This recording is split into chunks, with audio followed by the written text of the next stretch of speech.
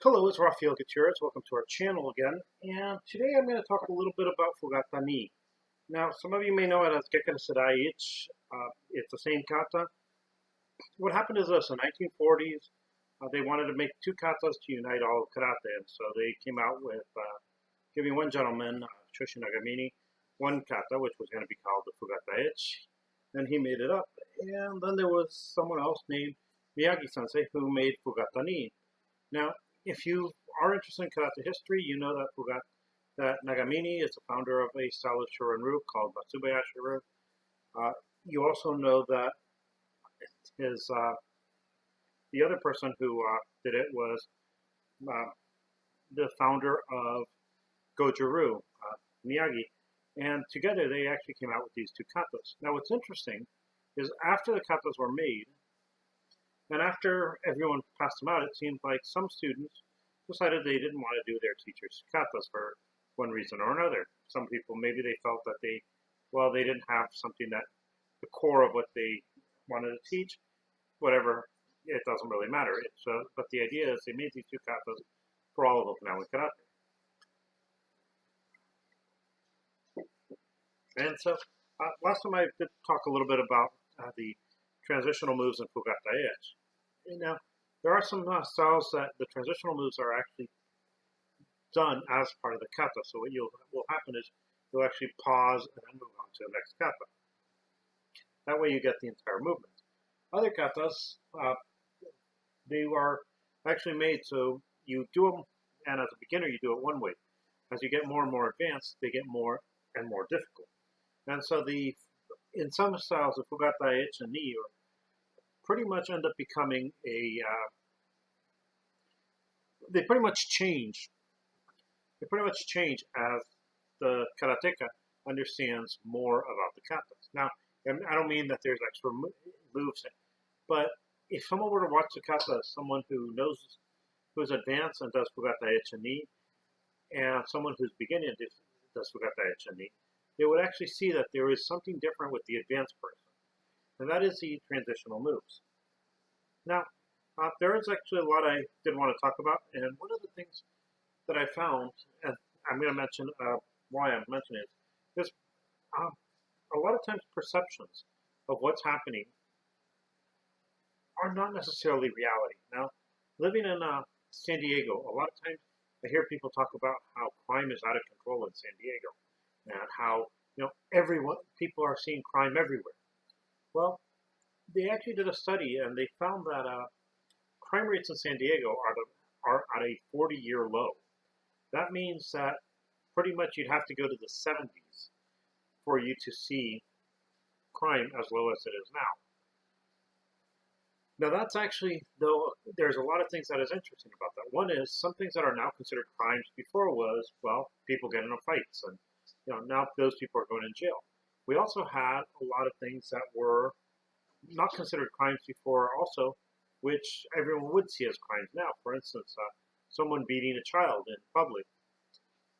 Now it's actually considered wrong. In the past, it was okay. People beat their kids with a stick. And that's what they did. And I'm not saying one thing's right or wrong. I do have my views of it. But what I am saying is, even with things that weren't considered crimes before now considered crimes, we have less crime in San Diego, which really gives me an idea of that things are, you have to actually look at what's going on, not just listen to what people believe. Beliefs kind of don't mean anything. It's what's reality. One of the things that's interesting is I was talking to a friend who tells me about how he keeps on hearing about a mass exodus out of California.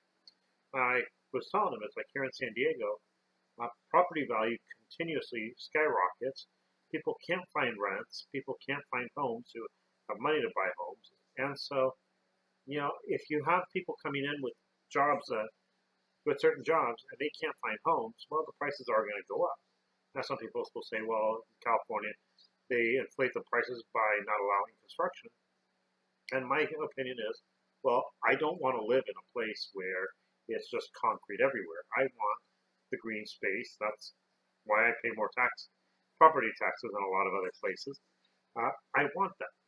And so yeah, it's if I'm willing to pay my taxes to have that, well, why we that's why we pay taxes so we can keep these parks, so we can keep things a certain way. Now, do we need more housing? Yes, but how to build it? That's actually the hard thing. I don't want someone to build in places where there's really no way to build. I don't also want people to say, well, we can build over here, and them not to do a ecological report and find out that they pretty much are destroying the city.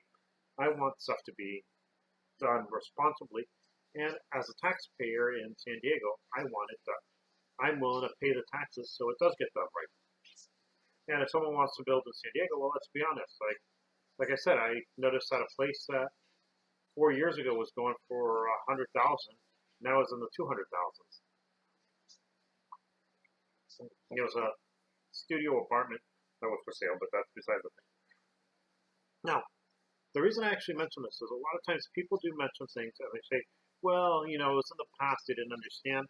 The truth is, what I've actually noticed is sometimes in the past, things are actually better understood than they are today. Someone asked a question one time, how to read the Bubishi.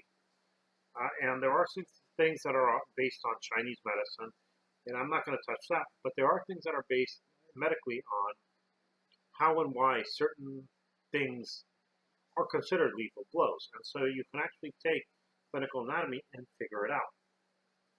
Now, there is a lot of things that are interesting in martial arts that have actually been talked about. And recently, I think it was Quast wrote an article on how sometimes translations aren't necessarily the best thing. I've actually been reading a lot of this, and it actually is one of the segues that I'm going to make into, and because of this. One of the things you'll notice is Serious on the Rarest Things, and I have a book here, Flor de Pitaya y las Cosas Más Preciosas. Now, if you read the title, you would be, well, okay, it's about right. Flor de Pitaya means a flower of the pitaya, which is the cirrus flower. Now, why did I use Flor de Pitaya instead of cirrus? It has to do with the translation. Cirrus in English can be just a flower. The pitaya wouldn't be just a flower in Spanish, you would need the flor de pitaya. And so there are changes in translations. The other thing is, technically, rarest in Spanish would be raras. So it would be, and the rarest things would be y las cosas más raras. And the reason I actually changed that in translation is because raras doesn't mean rarest necessarily. It actually translates to strangest things. And so, yes, strange things tend to be more valuable because they're strange. That's why I changed it to precious things. It does change. It does have a different meaning technically, but it's the same meaning because of the idea that I wanted behind it. It is actually based on an Oscar Wilde quote, "The rarest things," and so that's why I wanted to keep that. And like I said, the big thing that ends up happening with a lot of us martial artists is we end up having, for those of us who like books, we a lot of times have to rely on translations of original work. So we have Japanese books written, and then that's translated into English, and sometimes from English it translates to other languages. And so what you end up having is you end up having things that change, not because the author or the translator means to change it, but because the idea is something that may be a certain thing, but it can actually, even the ideas can end up changing. For instance, a lot of times I think it was Classical Fighting Arts had an article on how when it in one of Funakoshi's book, he talks about karate as a sport, and apparently the real translation is physical education. Now, if you're doing translation, you're paying for per space. Physical education is a big word, and most people say, well, if it's physical education, well, it's sport. Well, here's actually the interesting thing. If you take sport can actually mean almost anything. I mean, it can be a competitive game. It can be a physical game. But then it can also be something that is more relaxed than just a competition. And so the thing is, sport may be, okay, it's a physical activity, is the way the translator may have seen it. But when people see it now, they think, oh, it's a sport. And so that's one of the problems that happens with a lot of translations. So I'm going to stop talking. I talked about enough. I will show you Fukyugata Ni, and I will talk about one of the intermediate moves. I hope you enjoy this, and I'll continue that. If there are any questions, please put them on comments. If you have any ideas for show topics, please let me know. And if you're interested in a book on Spanish about traveling to Okinawa, here you have the Series on the Rarest Things in Spanish. It's on Amazon, Flor de la Pitaya y las Cosas Más Preciosas. I hope if you do, I hope you enjoy it. If you've read any of my books, please make a comment and tell me what you think. Thank you, and have a nice day. So this is Fukyugata Ni. One of the things I'm using a mirror so you can see different angles. Just good. Now, I'm actually going to do it slow because what I want is the intermediate moves. So here.